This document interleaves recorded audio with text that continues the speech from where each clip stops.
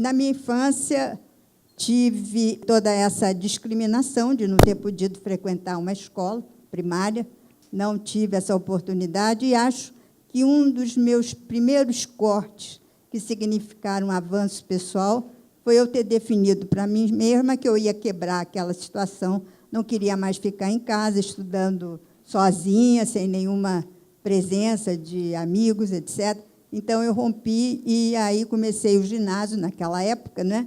E esse foi um grande marco na minha vida, toda uma abertura de relacionamento.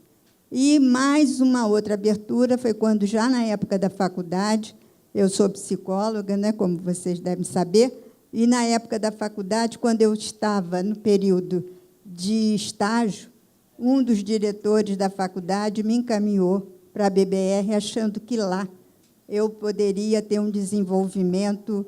E foi essa história, junto à BBR, que me deu a oportunidade de conhecer, dentro da própria BBR, o Clã. Clandestino era o nosso jornal, para mostrar que, já naquela época, a gente tinha toda assim, uma concepção bem subversiva, e isso se manifestou dentro da própria instituição. E, incrivelmente, foi esse núcleo, dentro da própria BBR, que possibilitou a formação de uma liderança no Rio, né? E que daí progrediu em torno da formação de uma primeira associação de deficientes físicos, a ADEFERJ, que iniciou-se no 1977.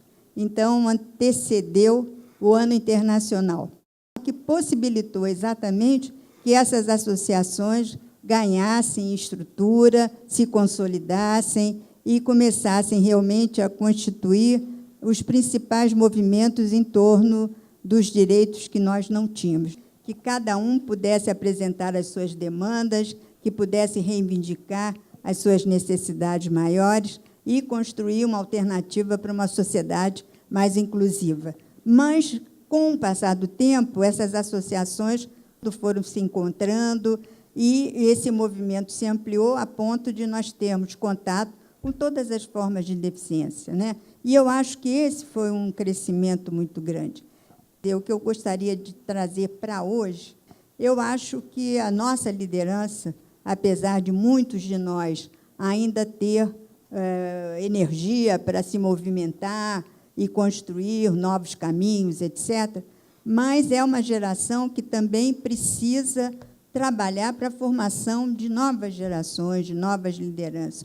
Eu, infelizmente, vejo que, muitas vezes, você não consegue trazer pessoas novas que tenham essa mesma disposição. Alguém falou na internet, e talvez seja essa uma forma de atuação atual, que não deixa de ser realmente um instrumento, uma possibilidade de comunicação, de construção, de formação, mas que, no meu caso, eu ainda sou um pouco mais para a visão antiga, de que falta esse elemento vital, que é o contato, que é a presença, que é esse trocar ideias, esse trocar não só de ideias, mas também de trocar emoções, de compartilhar de tantas experiências que foram muito importantes. Por exemplo, aqui, Heloísa talvez não saiba disso, então ela foi a primeira pessoa assim, com quem eu entrei em contato, que tinha esse aspecto da mulher, né, muito forte,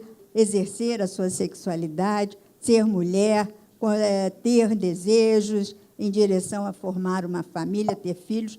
E a Heloísa foi um pouco essa pessoa que me levou a essa visão de uma mulher com uma sexualidade, com paqueras, né, Heloísa? Então, isso daí foi um elemento muito provocador para mim.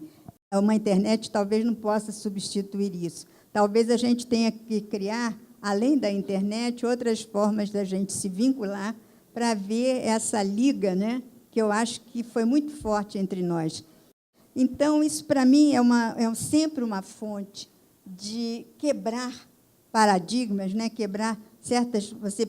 Você vê as pessoas, você pode até duvidar que ela tenha condição, como a gente muitas vezes já viveu. O não pode sempre está presente na nossa vida, né? Não pode isso, não pode aquilo, não pode ter filho, não pode casar, não pode trabalhar, etc. Então, esse não pode domina, muitas vezes, o nosso inconsciente, o nosso imaginário. Então, você lidar com isso, ver pessoas que se resolveram ao longo da vida, que criaram, que construíram, que desejam e que ainda estão aí fortes, né, para continuar esse movimento, isso, para mim, eu acho que nada substitui isso.